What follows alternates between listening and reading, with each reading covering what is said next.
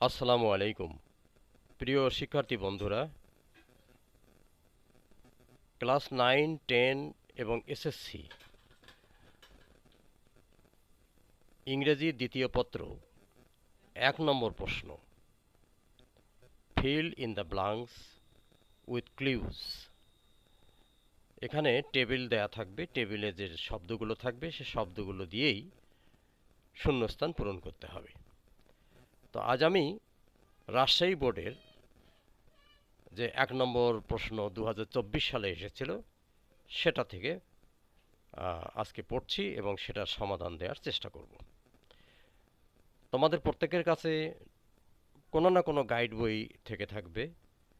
যেহেতু বোর্ড প্রশ্ন, এটা সকলের কাছেই থাকবে, তোমরা এটা দেখে সহজ সাহায্য নিতে পারো। তা আমি সমাধানটা দেওয়ার চেষ্টা করছি। এখানে দেয়া আছে, self purification means to keep the soul free a dash all kinds of sins as well as from dash b dash deeds। এখানে আত্মশুদ্ধি হলো এমন একটা উপায় যার মাধ্যমে কেউ তার আত্মাকে, তার অন্তরকে, তার মনকে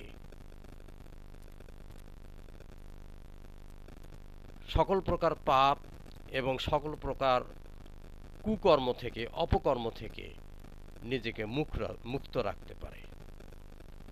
তো কাজেই এখানে এ ড্যাশে যেটা হবে সেটা হলো keep the soul free from, এখানে ফ্রম হবে, all kinds of sins as well as from. দেখো, অ্যাজ ওয়েল অ্যাজ মানে একই সাথে ফ্রম, বি ড্যাশে হবে dash deeds, B dash deeds মানে এভিল ডিটস, অপকর্ম। টেবিলে দেখো তোমরা এভিল রয়েছে, এখান থেকে এভিল বেছে নিলেই হবে। এভিল মানে অপকর্ম, খারাপ কাজ।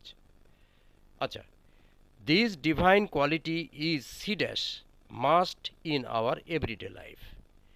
এই স্বর্গীয় গুণাগুণটি আমাদের দৈনন্দিন জীবনে খুবই প্রয়োজন। তাহলে এখানে সিতে হবে a, is a must. Is a must মানে অত্যাবশ্যক। তোমরা এই সেন্সটা মনে রাখবা, ইজ এ মাস্ট, অত্যাবশ্যক। আচ্ছা, only physical purity is not good, is not a D dash. Mental purity should be E dash, more priority। এখানে যে কথাটা বলতে চেয়েছে তা হলো যে কেবলমাত্র শারীরিক পবিত্রতাই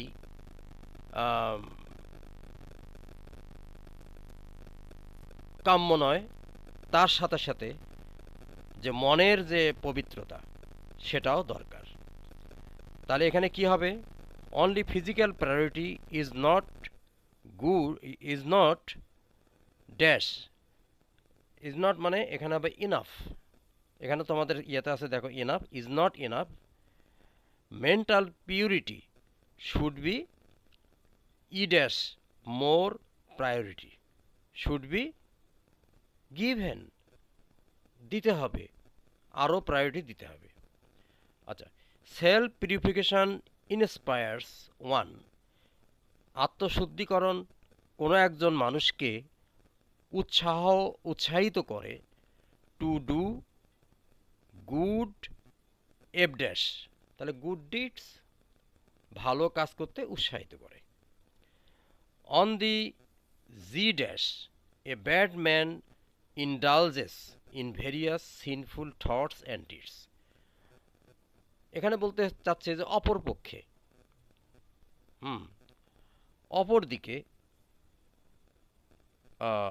অন দ্য কন্ট্রারি এর বিপরীতে, তাহলে জিতে হবে contrary.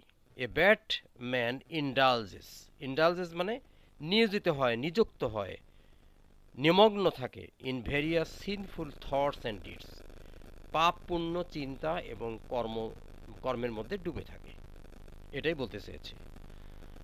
He does not hesitate to do H dash or any wrong doing. তাহলে এইচ ড্যাশে কি হবে?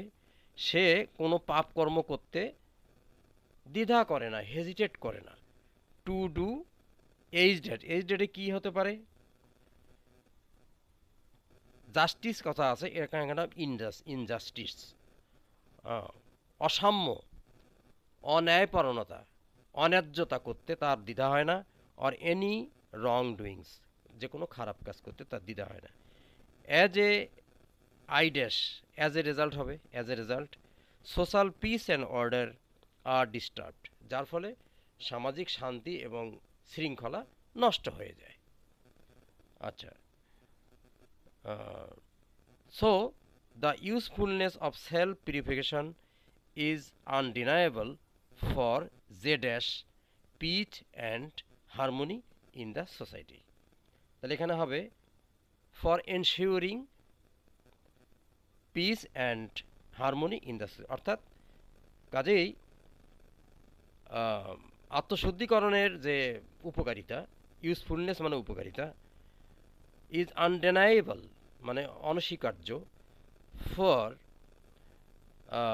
এনশিওরিং নিশ্চিত করার জন্য, piece and harmony in the society সমাজে শান্তি এবং সাম্য, শৃঙ্খলা, সৌন্দর্য, মমত্ববোধ, একত্ববোধ এবং আন্তরিকতা।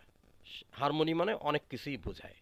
তো কাজেই তোমরা আশা করি বুঝে গেছো এই শূন্যস্থান পূরণটি। এর মাধ্যমে শূন্যস্থান পূরণের নিয়ম হলো শূন্যস্থান পূরণ অনবরত পড়তে হবে, তা না হলে ওয়ার্ডগুলো মনে আসবে না। এটাই হলো শূন্যস্থান পূরণের এ পর্যন্ত আমরা যেটা জেনেছি বা যেটা বুঝতে পেরেছি। শূন্যস্থান পূরণ যদি কেউ এক্সপার্ট হতে চাও তোমরা, তাহলে শূন্যস্থান পূরণ অনবরত পড়তে হবে। তাহলে শূন্যস্থানে এমনি এমনি শব্দগুলো উপযুক্ত ওয়ার্ড এসে যাবে। কাজেই তোমরা এখন থেকে প্র্যাকটিস করো, ঘন ঘন প্র্যাকটিস করবে। খোদা হাফেজ।